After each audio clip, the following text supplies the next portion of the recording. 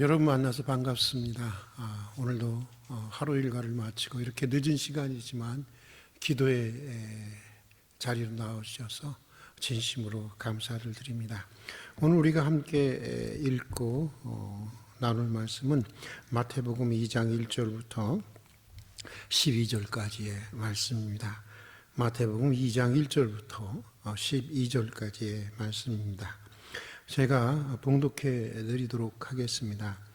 헤로드 왕 때 예수께서 유대 베들레헴에서 나심에 동방으로부터 박사들이 예루살렘에 이르러 말하되 유대인이 왕으로 나시니가 어디 계시냐? 우리가 동방에서 그의 벼를 보고 그에게 경배하러 왔노라 하니 헤로드 왕과 온 예루살렘이 듣고 소동한지라. 왕이 모든 대제사장과 백성의 서기관들을 모아 그리스도가 어디서 나겠느냐 물으니 이르되 유대 베들레헴 이후니 이는 선지자로 이렇게 기록된 바 또 유대 땅 베들레헴아 너는 유대 고을 중에서 가장 작지 아니하도다. 내게서 한 다스리는 자가 나와서 내 백성 이스라엘의 목자가 되리라 하였음이니이다. 이에 헤롯이 가만히 박사들을 불러 별이 나타난 때를 자세히 묻고 베들레헴으로 보내며 이르되 가서 아기에 대하여 자세히 알아보고 찾거든 내게 구하여 나도 가서 그에게 경배하게 하라.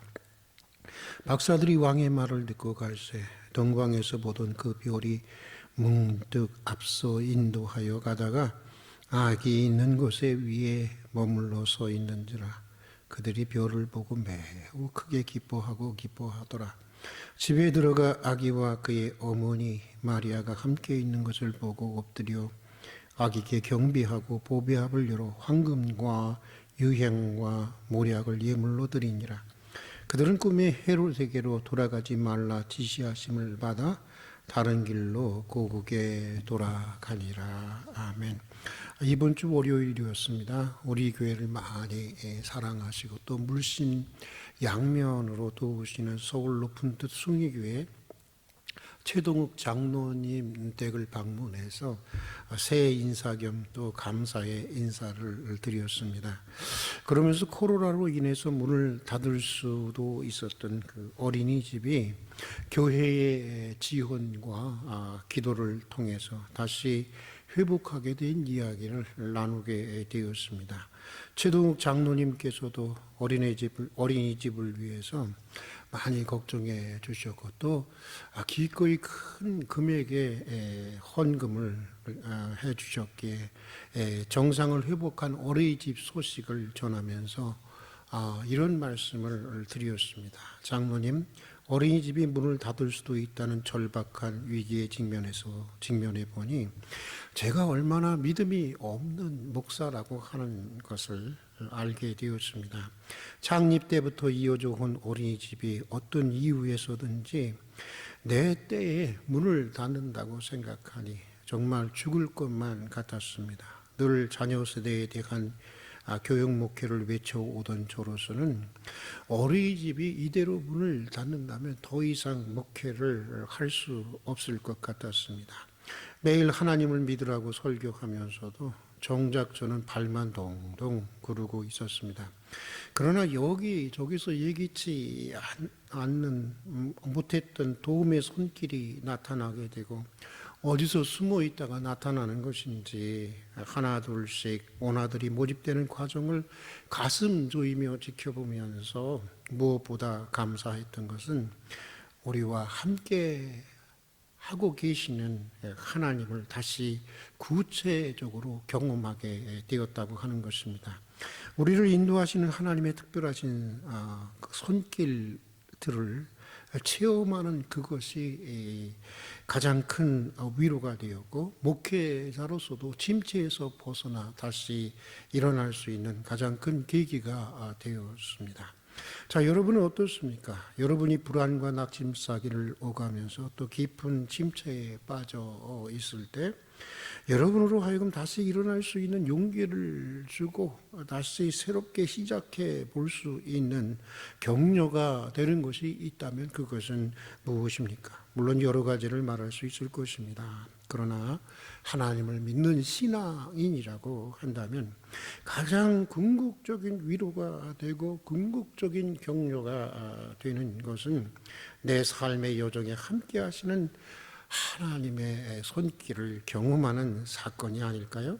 저 천성을 향해서 나아가는 우리들의 순례의 여정에서 나타나는 생생한 하나님의 인도하심을 체험하는 그것이 아닐까요?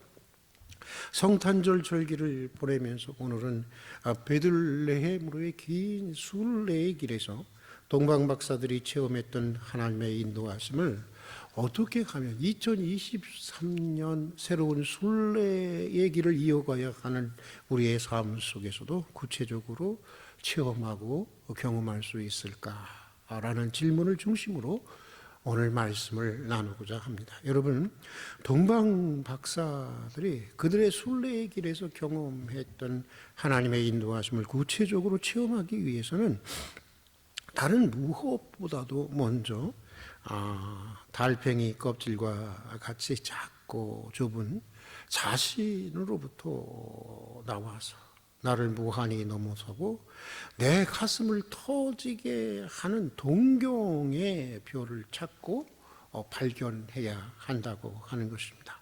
본문에 나오는 동방 박사들이 그랬습니다. 어느 날 그들은 그들의 인생의 하늘에서 그들이 오랫동안 찾아왔던 그 동경의 뼈를 발견하게 된 것입니다. 그들이 오랫동안 기다려왔고 찾아왔던 동경의 별은 그저 개인의 입신양명을 위한 별이 아니었습니다. 그 별은 죄와 고통과 죽음으로 점철된 이 눈물의 세상을 구원하시는 바로 메시아의 별이었다고 하는 것입니다. 세상 그 어떤 것보다도 숭고하고 내 인생을 압도해 오는 장엄한 별이었던 것입니다. 그들은 그 별을 통해서 메시아의 탄생을 읽게 됩니다. 그러자 달라지기 시작했습니다. 가만히 있을 수가 없었던 것입니다. 그랬기에 그들은 그들의 인생을 걸고 예루살렘으로의 긴 순례의 모험을 감행하게 된 것입니다. 그러면서 그들은 하나님의 인도하심을 구체적으로 체험하는 새로운 삶 속으로 진입하게 되었던 것입니다. 예수님의 제자들도 그랬습니다. 그들은 어느 날 그들의 인생의 하늘에서 한평생 간절히 찾고 기다려왔던 동경의 별을 발견하게 되었습니다. 그 별 역시 메시아라는 별이었습니다. 오랜 식민 생활에 신음하는 이스라엘 백성들을 구원하고 온 세상을 구원하시려는 예수 그리스도라고 하는 별이었습니다. 그들은 그 별로부터 그들 인생을 향한 하나님의 놀라운 부르심을 읽어내게 됩니다. 그저 고기 한두 마리 더 잡고 돌 잡는 것으로 일희일비하는 인생이 아니라 사람을 구원하고 세계를 구원하는 예수 그리스도의 구원의 사역의 동역자로 로의 부르심이 바로 그것이었습니다. 아마도 가슴이 터져 나갈 것 같았을 것 같습니다. 그래서 가만히 있을 수 없었습니다. 그래서 그들은 그 즉시 그들의 생계 수단이었던 배와 그물을 버려두고 심지어는 가족들조차 버려두고 머리 둘 곳조차 없다는 주님을 따라 나서게 된 것입니다. 그러면서 동방 박사들처럼 그들은 하나님의 인도하심을 구체적으로 체험하는 전적으로 새로운 삶으로 진입하게 되었던 것입니다. 니체나 하이데거 등 현대를 대표하는 위대한 그 정신들에 의하면 오늘 우리 현대인들이 현대인들이 가진 가장 근본적인 문제는 바로 동경의 별을 상실하고 사는 것이라고 합니다. 그들은 그저 소소한 즐거움과 안락에 만족하며 살아간다는 것입니다. 그들은 약간의 따뜻함과 약간의 이웃을 원하고 적당한 정도의 재물과 쾌락을 원하며 자신의 안전과 편안함만 있으면 더 이상의 것을 구하지 않는다고 하는 것입니다. 바로 소시민적 삶을 얘기하는 것입니다. 또 그들은 대체로 평균적 일상을 추구한다는 것입니다.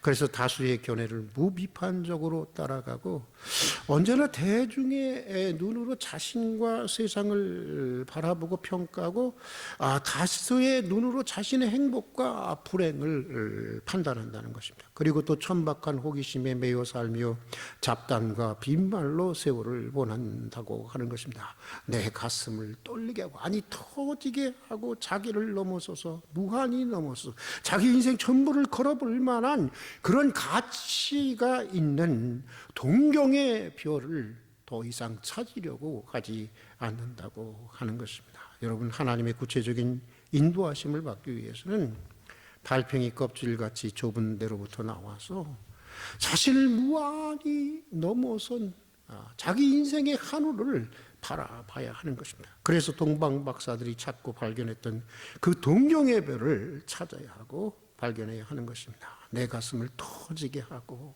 나로 가만히 있지 못하게 하는 별, 그것 때문에 살고 그것 때문에 죽을 수 있는 메시아의 별을 찾아야 하고 발견해야 하는 것입니다. 그 별로부터 나를 향한 하나님의 놀라운 부르심을 읽어내야 하는 것입니다. 그럴 때 동방 박사들처럼 하나님의 인도하심을 구체적으로 체험하는 새로운 삶 속으로 진입하게 되는 것입니다. 자, 또 여러분, 하나님의 인도하심을 구체적으로 체험하기 위해서는 특별하신 주님의 인도하심이 없을 때에도 하나님의 약속의 말씀을 의지해서 살아가는 법을 배워야 하는 것입니다. 성서학자들에 의하면 이 동방 박사들은 하나님을 믿는 사람들이었고 비록 바벨론 지역에 살고 있었던 박사들이었지만 그럼에도 불구하고 하나님을 믿는 사람들이었고 구약의 메시아에 대한 예언을 믿고 있었다고 하는 것입니다.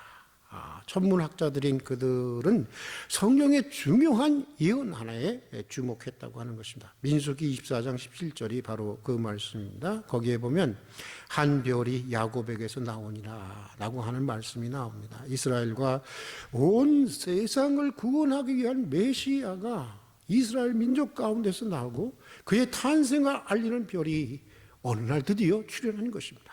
출현할 것이다라고 하는 예언의 말씀입니다. 동방 박사들은 이 예언의 말씀을 그대로 믿고 천체의 움직임을 주목하고 있었는데 어느 날 드디어 그들이 기다리던 그 메시아의 별이 나타난 것을 발견하게 된 것입니다. 그런데 이 장면에서 우리들이 오해하는 것이 있습니다. 우리는 이 별이 그들을, 그 동방 박사들을 동방으로부터 예루살렘으로까지 인도했다고 생각을 합니다. 그러나 그것은 진실이 아닙니다. 별이 인도한 것이 아니라 실은 성경의 말씀이 그들을 이스라엘로 인도한 것이었습니다. 그들은 메시아의 별을 보자마자 이스라엘의 메시아가 탄생했구나 하고는 바로 예루살렘으로 달려갔던 것입니다. 그러니까 그들은 별을 따라 간 것이 아니었고 약속의 말씀을 따라 붙들고 간 사람들이었던 것입니다. 그리고 예루살렘에 와서 다시 묻습니다. 그런 과정을 거쳐서 예수님이 베들레헴에서 나신다는 것을 알게 되었고 이 베들레헴으로 가는 도중에 다시 동방에서 동방에서 봤던 그 별이 나타나 그들을 예수님께로 인도한 것입니다. 여러분, 오늘 본문을 자세히 한번 읽어보시길 바랍니다. 그러니까 그들이 베들레헴까지 걸어오는 그 과정에서 줄곧 그들을 인도했던 것은 별이 아니었다는 것입니다. 그것은 하나님의 말씀이었습니다. 그들은 하나님의 약속의 말씀을 따라온 것이었습니다. 그들은 약속의 말씀을 붙잡고 그 말씀의 인도하심을 받아온 것이었습니다. 여러분, 하나님은 꿈이나 환상 혹은 음성이나 영감 또는 기적 등 다양한 방법을 통해서 우리의 삶을 인도하십니다. 그러나 하나님께서 하나님의 백성을 가장 온전하게 인도하는 도구는 성경 말씀인 것입니다. 성경 말씀은 우리가 이 땅을 살아가면서 만날 수 있는 가장 완전한 하나님의 계시고 가장 특별한 기적이고 최고의 인생의 가이드인 것입니다. 그러므로 설령 내 삶에 기적이 없고 환상이 없고 특이한 음성이나 사인이 없다고 여러분 실망하지 마십시다. 메시아가 이스라엘에서 탄생하리라고 말씀하셨다. 그 말씀 하나를 붙들고 사막을 건너고 강을 건너고 물을 건너던 동방의 박사들처럼 내 인생이 사막을 헤맬 때, 내 인생이 캄캄한 어둠을 헤맬 때, 내 머리 위에 기적의 별이 나타나지 않을 때에도 하나님의 약속의 말씀을 붙들 수 있기를 바랍니다. 그리고 그 말씀을 의지하고 걸어갈 수 있기를 바랍니다. 그러다 보면 다시 별이 나타나게 되는 것이고 결국 주님을 만나게 되는 것입니다.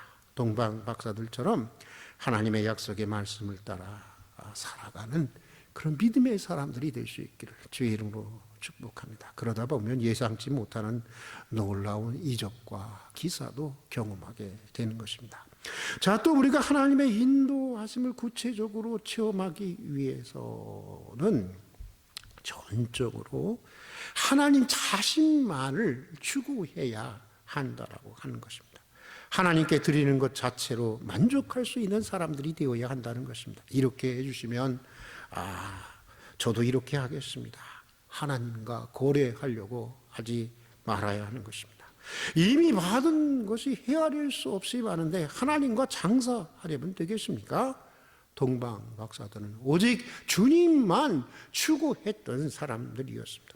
본문 2절에 보면 그들이 수천리 길을 달려와 메시아를 찾고자 했던 것은 단지 메시아로 오신 주님을 보고 경배하기 위한 것이었습니다. 세상적으로 특별한 대가를 받고자 한 것이 아니었습니다. 단지 그저 예배하러 온 것이었습니다. 감사하러 온 것이었습니다. 그들은 예물을 드리기 위해서 온 것입니다. 자기가 드린 것보다 더 큰 것을 받고자 드린 것이 아니었습니다. 단지 구원하러 오신 주님에게 너무나도 감사하고 감격해서 드린 것뿐이었습니다. 그러나 그럴 때 그들은 하나님의 특별하신 인도하심을 경험하게 됩니다. 본문 12절에 보면 그들이 아기 예수께 경배한 다음에 하나님은 그들을 매우 특별하게 인도하셨습니다. 헤롯을 만나지 말고 다른 길로 내 고국으로 돌아가라는 하나님의 특별하신 인도하심이 있었습니다. 그래서 그들도 살고 예수님도 살게 되었습니다. 그렇습니다, 여러분.